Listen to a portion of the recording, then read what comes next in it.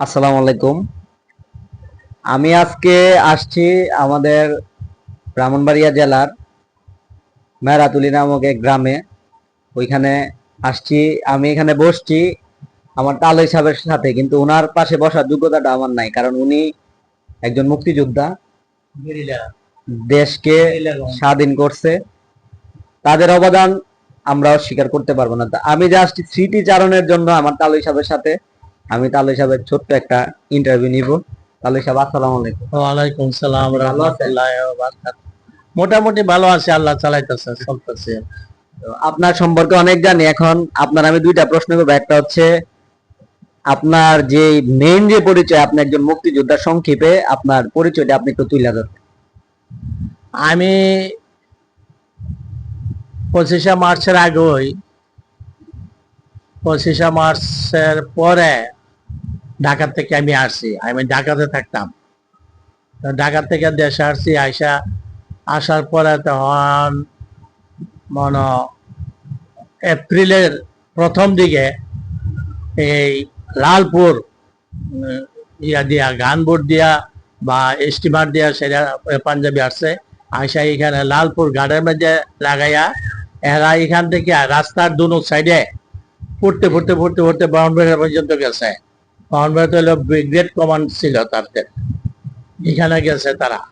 তো এই আলামত দিকে তখন চিন্তা করলাম যে না, এখন তো আর বসে থাকা যায় না, একটা কিছু করা লাগে। কারণ কি এখানে যখন এরা দুনো সাইডে গ্রাম বাসী পুড়ে লেছে, যেটা মানুষ পর্যন্ত পুড়ে লেছে, তাইলে আর এখানে থাকা যায় না। কারণ তাদের পিছনে কিভাবে কি করতে হবে।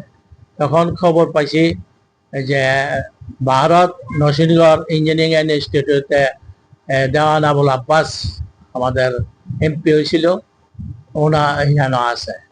খবর পাই এখানে গেছি। দেওয়ান আবুল আব্বাসের এখানে 1 মাস থাকার পর তখন আর্মির লোক আইসে, সেটা আমার রিক্রুট করিয়া ইয়া হিসেবে, আর্মি হিসেবে রিক্রুট করিয়া তখন তারা নিচে দিয়া গেরিলা ট্রেনিং এর জন্য ভারত সরকারের হাতে দিছে। যে আমি একা না, 200-250 লোক দিছে এখান থেকে। আমরা ভারতে 3 মাস ট্রেনিং দিছি। 3 মাস ট্রেনিং দিয়ে সেটা আমরা আগস্টের লাস্টের দিকে দেশে আসবার চেষ্টা করছিলাম। আরো আগে, কিন্তু আমার দেয় নাই, অফিস থেকে দেয় নাই। তখন আমরা প্রথম 2 মাস যুদ্ধ করছি বর্ডারে।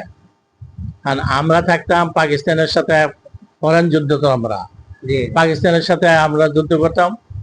এরপরে পিছনে আবার ইন্ডিয়ান ফোর্স, হেরা দেশ হেরা রক্ষা করার লাগে হেরা এক লাইন থাকতো, আর আমরা এক লাইন হইলাম ওই পাকিস্তানের সম্মুখে, পাকিস্তানিরা।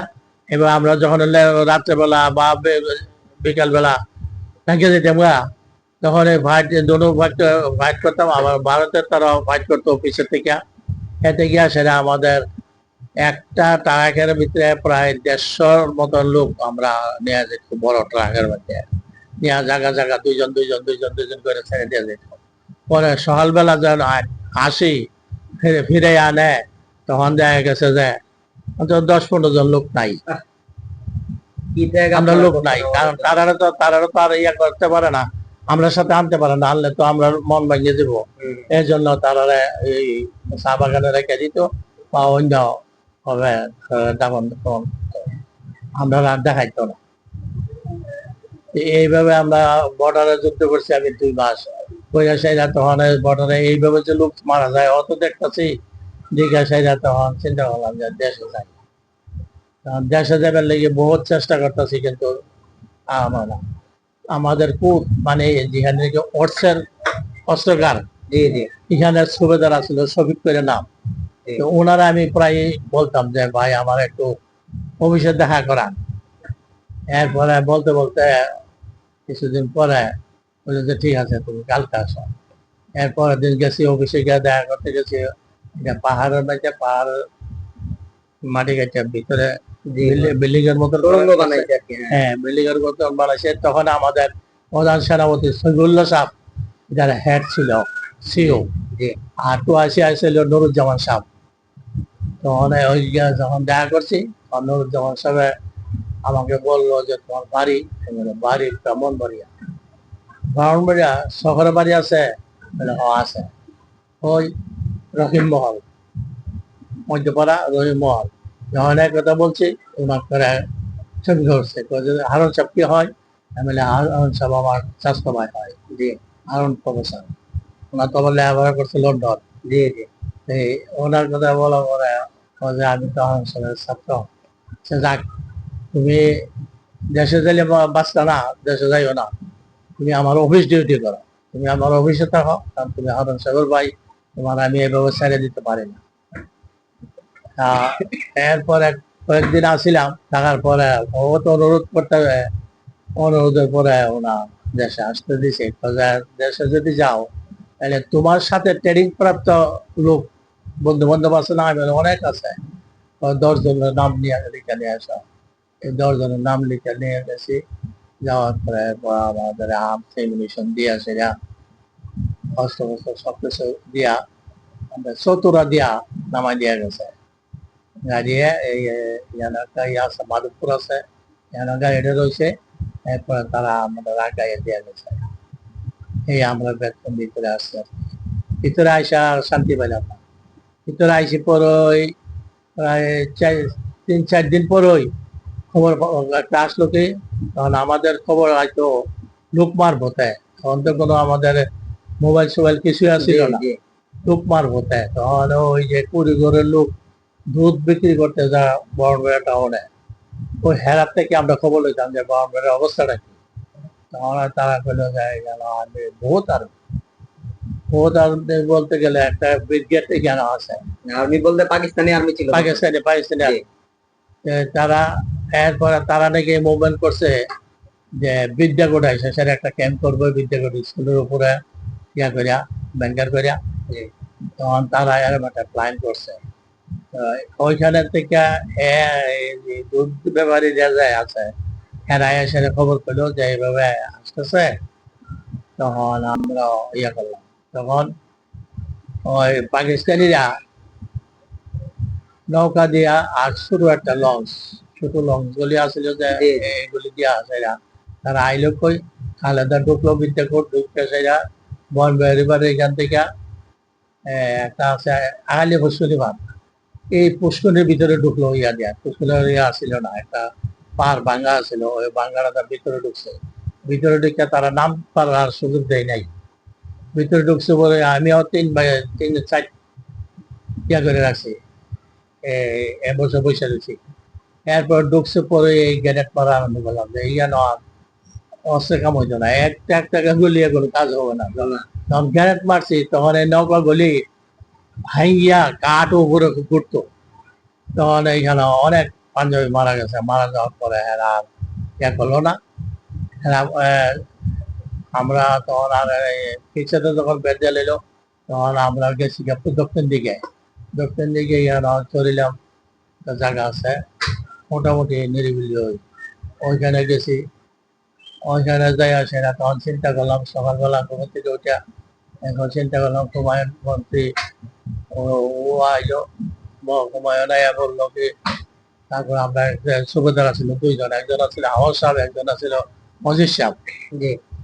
এই সুবেদার নিয়ে আসে আমরা নৌকার মধ্যে ভাসমান অবস্থা আলোচনাতে বসলাম। আমরা আরো গ্রুপ কমান্ডার আছিল কয়েকজন, যে ওখানে এই বিদ্যাকোটের তো থাকতে দিলে আর এখান থেকে বিদ্যুৎ পর্যন্ত জ্বালাইয়া বুঝে তাদের অত্যাচার আরো বাড়াবে, তাদেরকে যেন ক্যাম্প করতে না পারে, সেই ক্যাম্প যেমন না করতে পারে, এই জন্য তারা এখানে জায়গা থাকতে দেওয়া নাই। সুবিধার বলছে যে আর এখানে তো যাবে না, কারণ এরার যে হেভি অস্ত্র আছে, MMG আছে বা ওই মডার টাটার গুলি আছে, এগুলি তারা আমাদের তারা নাই। তোমরা টুইস্ট মোটরটা কি করবা? জি, আমরা বড় অস্ত্র আছিল একটা টুইস্ট মোটর আর LMG আছিল, আর আছিল MMG একটা, অনেক হেভি হেভি অস্ত্র। 250 রাউন্ড একটা ঢুকাই দিলে এটা ক্যাট ক্যাট ক্যাট ক্যাট করে 250 রাউন্ড যাইতোই, 3টা ধরে রাখলে এটা যাইতো। এইভাবে হেরার লোকে যখন আমরা বসলাম, বসে সেটা তারপরে সবাই চিন্তা করলো, আমরা সুবিধার প্রথম রায় দিয়েছে কি যে না এখানে তাদের ফাইন দেওয়া যেত না, ফাইন দিলেই তারা করতে করতে এখানে বিট ধরে পর্যন্ত নবীন গিয়ে আমাদের ধরবো, জি এইটা এটা দেওয়া যেত না। আমরা কইছি যদি আপনারা ভালো কথা কইছেন, কিন্তু আপনার কথা আমরা মানতে রাজি না। কারণ আমরা ফিল্ডে কাজ করেছি আর বর্ডারে কাজ করেছি, আমরা এখানে এটা মানতে রাজি না। এই জন্য যে এখানে আমরা কোনো খানা নাই, এটা প্রথমে আমরা বলে দিচ্ছি আমরা ক্যাম্পের থেকে অফিসাররা যে তোমরা যে খানা পাইবে না, তোমরা মানুষের বাড়ি খাইতে হইব, মানুষের তোমরা খুশি রেখে তো খাইতে হইব, এমনি এমনি কি আর আমরা খাওয়ান দিব? জি না। তো আমরা যদি ওখানে এখান থেকে ভাইগা জায়গা, তাহলে পরে কোনো পরকালে মুক্তিযোদ্ধারা আইসে স্যার এখানে হারাতে পারবে না। কোথায় রাখা লাভ আছে? এরা তো প্রথমেই পারছে না। প্রথমে পারছে না। আর এখন যদি এখানে ইয়া করে পরে যদি আমরা কয়েকটা মারা যা, তবে হ্যাঁ একটা আফসোস করবে, কাকা এরা তো আমরা এই এলাকাটা রক্ষা করার লাগি মারা গেছে, লোক আমরা পরে মুক্তিযোদ্ধারা আইসে দাঁড়াতে পারবো, এই কথা চিন্তা করিয়া তখন আমি অর্ডার দিলাম যে না না আমার গ্রুপ নিয়ে আসে আমি করুন। স্যার আপনার দেখেন, আপনি অন্য অন্য গ্রুপে জিজ্ঞাসা করেন। তারপরে হুমায়ুন মন্ত্রী আমার মতন জব দিল যে না আমার গ্রুপও থাকবে না। মানে বিষয়টা হচ্ছে এমন, প্রথমবার আপনি সাহসিকতার সাথে তাদেরকে ফাইট করছেন, মানে প্রতিরোধ করছেন, করার পর ঊর্ধ্বতন যারা আছে তারা আসার পর আপনারা একটা সলা পরামর্শ করলেন যে পরবর্তীতে যেন তারা আসতে না পারে, আমাদের কাছে ভালো অস্ত্রশস্ত্র নাই, আপনারা যদি কিছু না করেন আমরা নিজেরাই, সাহসিকতার সাথে আপনি বলছেন যে আমরা নিজেরাই প্রতিরোধ গড়ে তুলবো। তো আমার বিশ্বাস এরপরে আমরা যখন হুমায়ুনও বলছে, আমার লগে লগে হুমায়ুন মন্ত্রী যখন বলছে যে না মোস্তফা জিয়া বলছে এটাই কথা ঠিক, কারণ আমরা এখানে যদি 5-7 জন 10 জন মারা যাই অসুবিধা নাই, এরপরে আমরা পরবর্তী মুক্তিযোদ্ধারা আইসা কেন তারা খানাও পাইবো, থাকার জায়গাও পাইবো, সম্মান পাইবো। এই কথা পরে ইয়া করেন। তখন আমরা করছি কি, আমি সরিলাম থেকে বিদ্যাকুটের নাটঘর যাওয়ার যে রাস্তা আছে এই রাস্তা পর্যন্ত হইলো আমার দায়িত্ব, কারণ এখানে তো জায়গা খালি জায়গা তো, আর ধান ক্ষেত আছে, পানি আছে, আর রাস্তাটা আছে যে চরিলাম থেকে যে রাস্তা আছে এই রাস্তা সবটা পানির তলে গেছে না, কোনো জায়গাটা পানির নিচে গেছে, কোনো জায়গাটা বাসমান আছে। এরপরে যাই আসে আমি এখানে আমার গ্রুপ লিয়া আর তোমার গ্রুপ 2 গ্রুপ এখান থেকে আজামবাড়ি আছে একটা ইয়ার বিদ্যালয়, আজামবাড়ি পর্যন্ত আমরা এম্বসে গেলাম ইয়ে করার জন্য, যুদ্ধ করার জন্য রেডি হইলাম। রেডি হয়ে সাইরা তখন সুবেদার মজিদ সাহেব ওইটা বললো কি যে আচ্ছা ঠিক আছে তোমরা পজিশন নিয়ে রাখো, কিন্তু তোমরা ফায়ার দিও না, ফায়ারের অনুমতি তারা দিবে। ফায়ার অনুমতি আমি যখন উপরের দিকে একটা ফায়ার করুম তখন মনে করলা যে আমি অনুমোদন দিছি, তখন তোমরা আরম্ভ করবা। ওনা যে গেছে গিয়া সেটা ওনা যখন এমএমজির কথা বলছে পাকিস্তানের, এটা তো সব চাইনা অস্ত্র, হেভি অস্ত্র, এই অস্ত্রের কথা হই না, সেটা ওনা করছে কি আরো দক্ষিণ দিকে চলে গেছে ইয়াতে, এই প্রায় কি বলে নবীনগরের কাছাকাছি মতুপুর, ওই দিকে গেছে গা, ওই দিকে গেছে গা, ওনার তো আর খবর নাই। এখন আমার লোক যে পজিশনে পড়ে রয়েছে সকাল থেকে আরম্ভ করে সেরা আর 3-4 ঘন্টা পর্যন্ত যখন পজিশনে পড়ে থেকে তখন তারা বিরক্ত হয়ে গেছে, বিরক্ত হয়ে সেরা আমার কাছে ওস্তাদ যদিও আপনি অর্ডার না দেন তো কিন্তু আপনার বিপদ আছে। আমার যেটু আইসি ছিল, কারণ আমার লগে একজন বডিগার্ড আছিল, খুব স্বাস্থ্যবান, মালিক করে নাম, কইল যে ওস্তাদ বাইরে দেবেন, কারণ আপনারা বাইরে যেমন হেরা যেমন ইয়া না দিতে পারে, কঠোর না দিতে পারে, এর জন্য আপনারা বাইরে আরম্ভ করবো। আর আমরা সামনে কি ছিল ওরা কই, আমরা সামনে জালাখাটা ছিল, হিন্দু বাড়ি সারাবাড়ি জালাখাটা প্রায় কানে 4-1 পাশে কইব, এত বড় বিরাট জায়গা জালাখাটা ছিল। জালাখাটার ভিতরে পাকিস্তানিরা এই যে গ্রাম থেকে, গ্রামে তো জোয়ান মেয়ে ছেলে তো ছিলই না, বুড়া ধরনের মেয়ে লোক আইনা সেরা এই মেয়ে লোক শাড়ির কানিটা ধরে রাখতো, আর মেয়ে লোকটা যে কি যাবে অনুরোধ করতো, এরা হাত ধরতো ওই হাত জোরাত করিয়া, এটা বলবার মতো না, এই কথা বললে তো আর খুব ইয়ে লাগে, খারাপ মানে হয়ে গেছে। কি পরিমাণ নির্যাতনের শিকার হয়েছে আমাদের মা বোনেরা। এটা আর আমি কইতাম না, কারণ এটা কি আমার এটা আর চোখের পানি মানে রাখুন দিলাম। এই হেরা যে এইভাবে হাত জোড়াত করে লইছে, আর হেরা এই শারীরিক একটা কানির দেখেছে, এরা যেমন বান্দর খেলে দেখা না ঘুরাইয়া এরকম আরম্ভ করছে। তখন আমার লোক গুলি পাগল হয়ে গেছে ফায়ার দেওয়ার জন্য। এরপর আমার কাছে উস্তাদ যদি আপনি ওপেন না করেন তাহলে আপনার আগে আপনাকে দিয়ে ওপেন করা হবে। এরকম যখন এরা যখন ইয়ার মতন পাগলের মতন হয়ে গেছে, তখন শেষ মতো গিয়ে আসে আমি ওপেন করলাম আর কি। আবার ঠিক আছে, বিসমিল্লাহ করে রেকর্ড করা। এখানে যতগুলি পাঞ্জাবি আছে প্রায় সর্দারের কাছে একটা যখন না যেতে পারে, আমার এলএমজি গুলি খুব ভালো হয়ে ইয়ে করতাম। এরপরে ওই কানে কানে একজনের করে দিয়ে আর কি। মানে সংবাদটা এইভাবে দিতে দিতে একবার সরিলাম পর্যন্ত খবর হয়ে গেছে। খবর হয়ে সারছে বলে আল্লাহর রহমতে একটা আরম্ভ করলাম আর কি। আরম্ভ করছি বলে তো এই যে শুরু হইলো, আর এগুলি খাওয়ার মতো ঘুরে ঘুরে ঘুরে ঘুরে মরছে। তখন এরা তো কই দৌড়টা যাইবো, ক্লিল জায়গা তো জ্বালা খাটা জ্বালা ছিল, ছিল। এরপরে এখানে বেশ পাঞ্জাবি মারা গেছে। আমরা সন্ধ্যা পর্যন্ত, সন্ধ্যা মাগরিব আর আজান হয়েছে তখন গিয়ে আমি বন্ধ করছি।